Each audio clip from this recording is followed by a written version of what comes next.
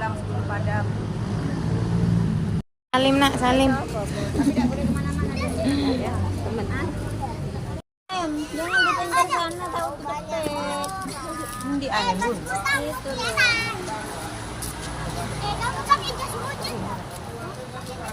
Baris dua-dua, baris dua-dua. Gandeng tangan temannya, nggak boleh dilepas. Gandengan, gandengan, gandengan.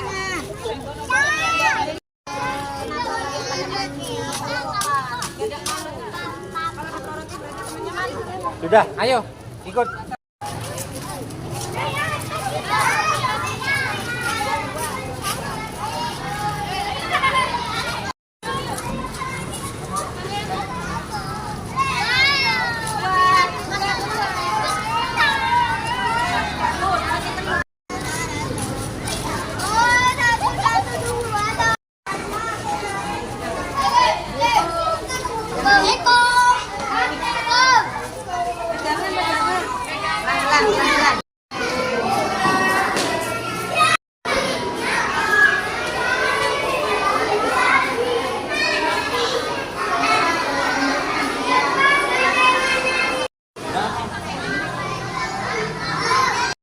Bun.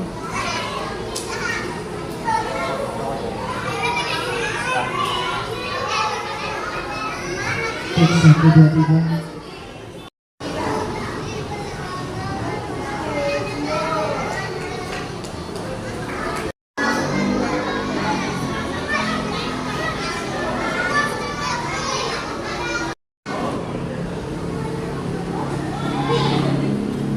Yang mau bicara tak kasih mic. Oke, berarti sip. Saya tanya, ini kantor apa sayang? Hah? Saya tanya, anak-anak kalau ada kebakaran seperti itu kalian harus ngapain? Disiram, Disiram boleh, apa lagi? panggil ke mama, Panggil? mama. Panggil mama. Oh. Terus gimana kalau panggil mamanya? Ada kebakaran besar, terus panggil mamanya. Gitu. Emangnya mama datang mau gini? Hah? Suruh nyebur. Ayo, kalau ada kebakaran di sekolah misalkan, kalian harus ngapain?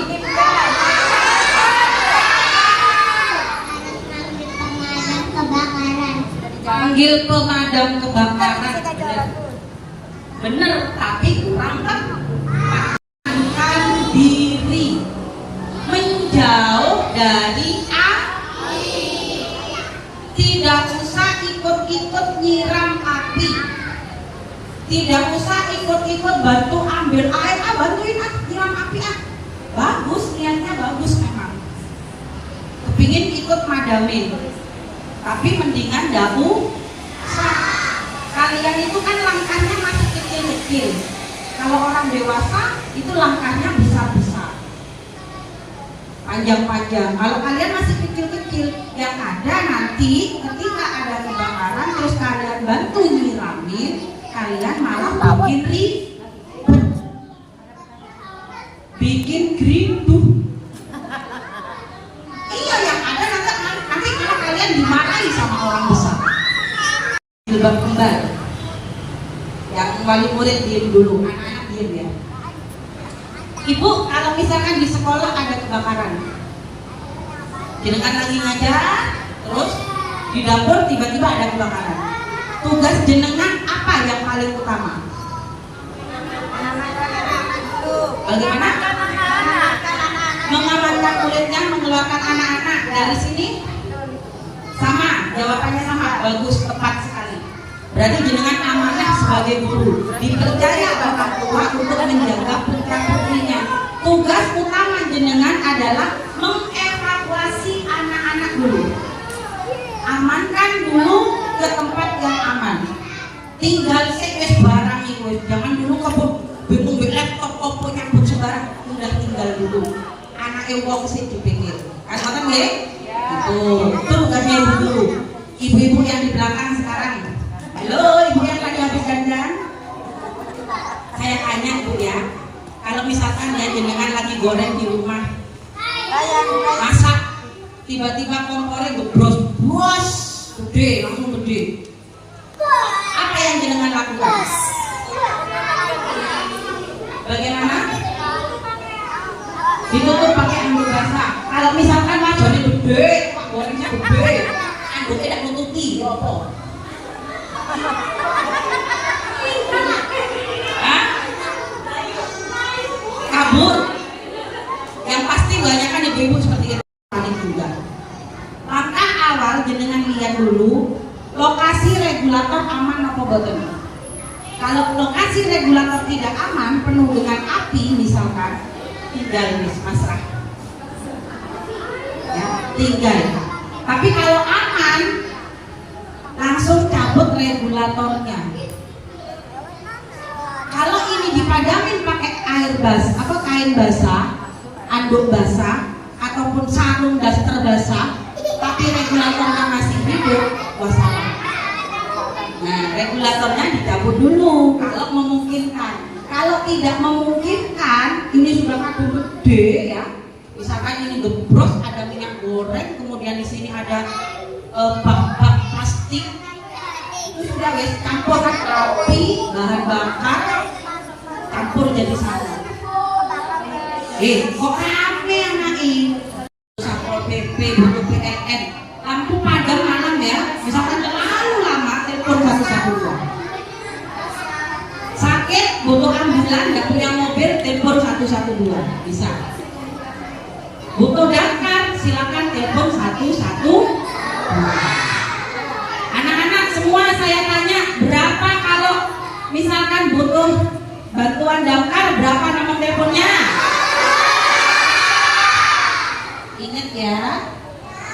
Ingat ya, bisa kasih tahu mama papa di rumah ya. Kadang anaknya sudah tahu, ibunya nggak tahu. Di rumah juga sama kayak gitu. Ular, anteman dua murid ular kayak gitu. Ini namanya Om siapa? Om siapa nak? Om Faris. Om Faris ini lagi pakai baju pemadam kebakaran untuk evakuasi.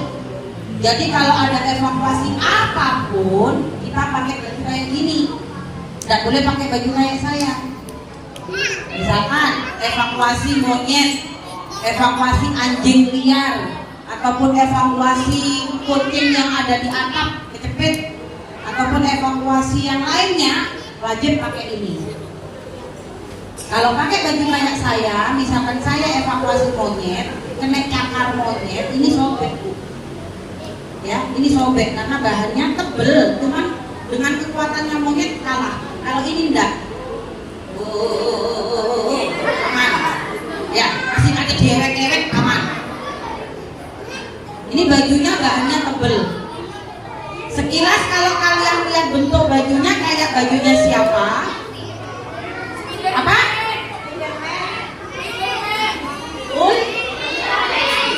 Permen.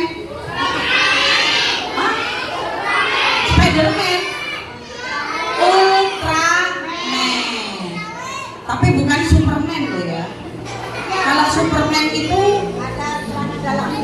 anunya di luar ya. Kalau ini enggak, anunya di dalam. Gak usah mesam-mesam bu. Nah ini bajunya ya, kenapa dibuat warna merah? Kok enggak biru? Damkar kan biru. Biar kelihatan cocok. Karena apa? Damkar itu kerjanya 24 jam. Pagi, siang, sore, malam, tengah malam, subuh-subuh kita berangkat. Terima laporannya 24 jam. Misalkan ada laporan jam 2 malam. Om Damkar tolong, ini di rumah ada ular. Di belakang rumah saya mau sholat tadi ada ular. Jedingnya dicoba. Oke kita kesana malam-malam kan ya. Malam-malam ternyata lampu kamar mandi cuma redup-redup aja. Ini namanya tongkat penjepit ular. Bisa untuk japit hewan-hewan liar juga. Selain ular ada biawak atau mungkin anjing liar atau monyet liar bisa pakai ini. Ya. Ini daya cengkramnya kuat. Kalau dia sudah pegang ular, harus kuat. Kalau tidak kuat nanti ularnya lepas. Karena apa? Ular itu licin.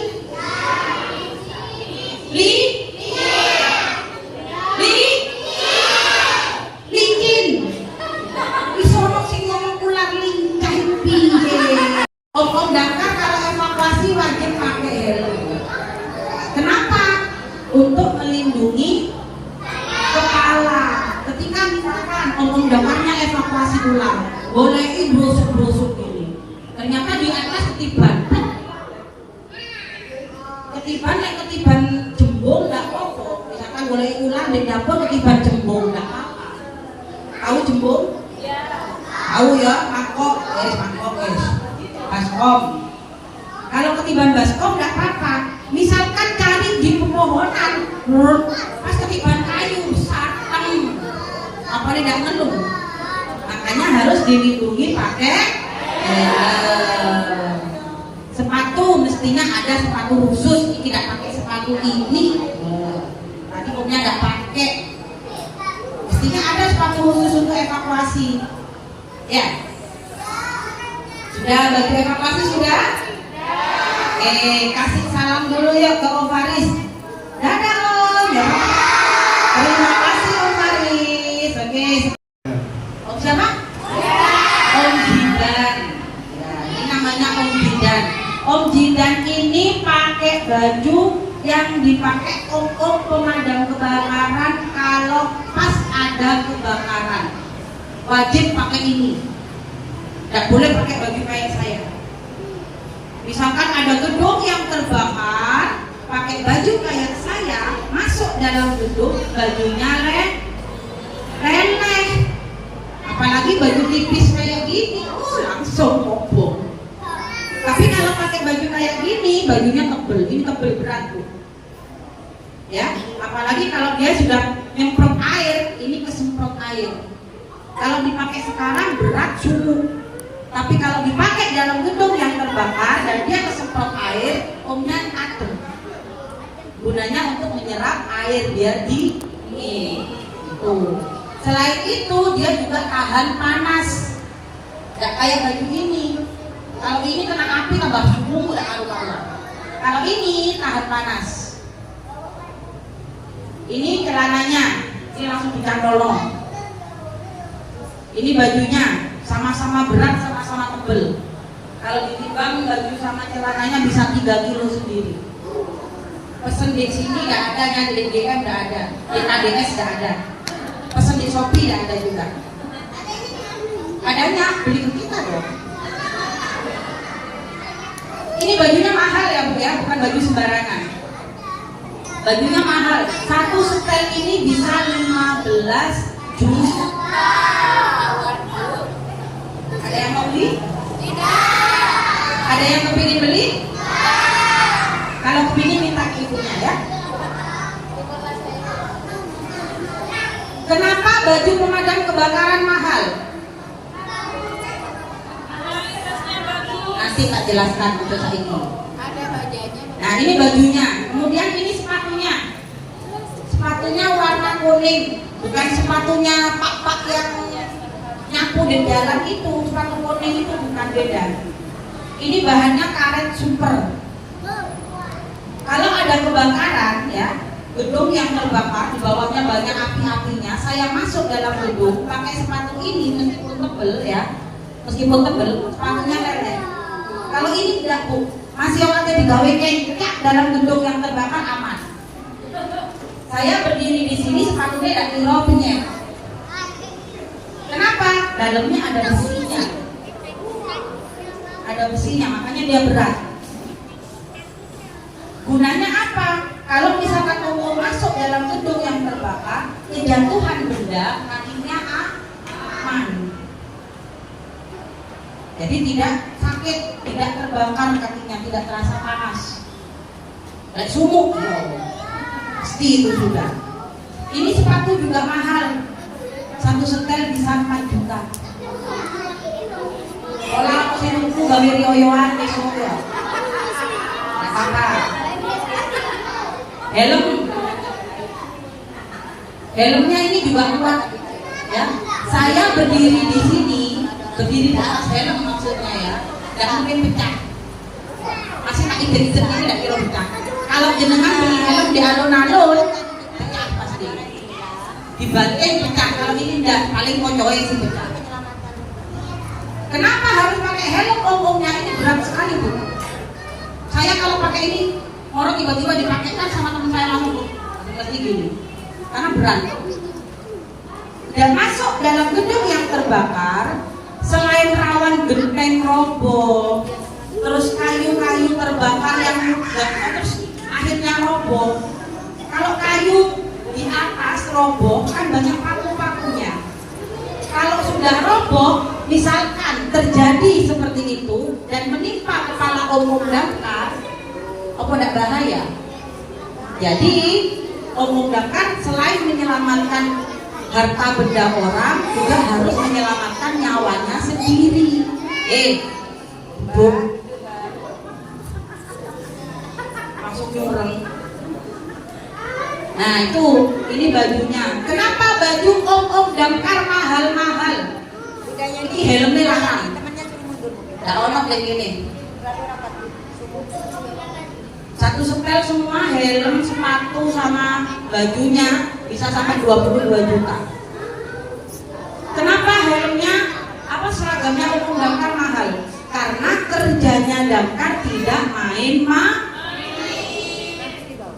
Kalau ada kebakaran, siapa yang masuk dalam gedung yang terbakar? Pemadam, Om Damkarnya yang masuk. Kalau sudah kerjanya tidak main-main. Kalau polisi senjatanya apa anak-anak? Pistol, tembak. Tentara senjatanya apa? Tembak juga, ada tank juga ya. Kalau Om Damkar senjatanya apa? Siapa bilang? Ini senjatanya Om Damkar. Namanya nozzle. Apa? Nozzle. Pelurunya apa? Air. Alah, cuma peluru air sak piro kuate iso ta? Jangan salah. Ini kalau sudah nyemprot, mau disemprotkan di sini ya. Terus mental kalian langsung terlempar kembali ke Geladak Serang sana. Nah, bundaran sana tak kembalikan ke sekolah. Apa mau saya semprot di sini, saya pulangkan lagi? Ini kalau sudah dengan kekuatan penuh Bu ya, tembok itu jebol. Itu kenapa Om Damkar kalau di lokasi kebakaran tidak butuh senjata apa-apa. Misalkan ada rumah terbakar, kondisinya dia terkunci, orangnya nggak ada, omanya terkunci, kita mau masuk memadamkan apinya dari dapur misalkan, kita mau masuk, kan nggak bisa, semprot pakai ini, jebol lawangnya bukan. Itu makanya usahakan jangan sampai terjadi ada kebakaran. Kalau sudah ada kebakaran, kerusakannya itu parah sekali, banget ya. Sip. Sudah ya. Oke, sama Om ya, boleh? Om siapa? Om Gana. Om siapa? Om Gana namanya. Om Gana ini ahlinya pemegang nozzle. Tidak semua orang bisa pegang nozzle, harus punya kekuatan. Ya, Om Gana ini ahlinya. Baju yang dipakai Om Gana ini adalah baju evakuasi tawon. Kalau ada evakuasi tawon, pakai baju kayak gini, tawonnya bisa masuk, nembus sini, masuk lewat sini, lewat sini, lewat sini bisa. Tapi kalau ini mestinya ada sarung tangannya, ya. Ini pakai resleting, terus ini nanti dipasang. Sebentar aja Om. Oke. Kalau sudah nanti misalkan pas evakuasi ini diseleret. Di sini ada lubangnya untuk bernafas bisa, biasanya ya, tidak dipasang sama Omnya. Sudah, tidak ada celah untuk tawon bisa masuk. Ini dibuat tebal kenapa? Kalau tawon madu aja masih tidak bahaya Bu. Kalau tawon Vespa, saya pakai baju gini tembus. Padahal ini saya pakai kaos dalam, tembus. Pernah saya untuk tawon Vespa itu. Kan teman-teman evakuasi tawon gitu pakai baju kayak gini. Saya kebetulan dokumentasi, pegang HP, pakai baju kayak gini. Tawon yang melebu nang aku. Yang melebu tidak ada celah untuk tawon masuk. Jadi resletingnya harus dilihat. Benar-benar tidak ada celah sama sekali. Makanya kalau ada tawon jangan dibuat main. Ya, ingat ya. Sudah paham baju tawon? Ada yang mau tanya? Kenapa warnanya oranye? Karena evakuasi tawon kebanyakan dilakukan malam hari. Kenapa malam hari? Tawonnya kalau siang itu agresif. Kalau malam tawonnya istirahat. Kalau tawon siang hari banyak yang keluar. Yang boy kerja, boy belanja udah tahu sudah ya. Pokoknya tawonnya keluar. Tapi kalau malam tawonnya rata-rata di dalam semua istirahat. Kok yang ngerti gitu loh tawon. Jadi kita banyak evakuasi malam hari. Malam hari evakuasi tawon tidak boleh ada sinar. Jadi kalau ada evakuasi tawon, lampu-lampu dimatikan, harus gelap. HP aja nggak boleh pakai flash. Jadi harus pakai HP yang bisa nembus sinar. Tuh, makanya bajunya dibuat warna oranye ceket. Kalau misalkan naik ke atas pohon, cuacanya gelap, nggak ada lampu malam hari, nggak ketok bingungin kalau pakai baju gelap. Makanya tadi kan kita sudah belajar.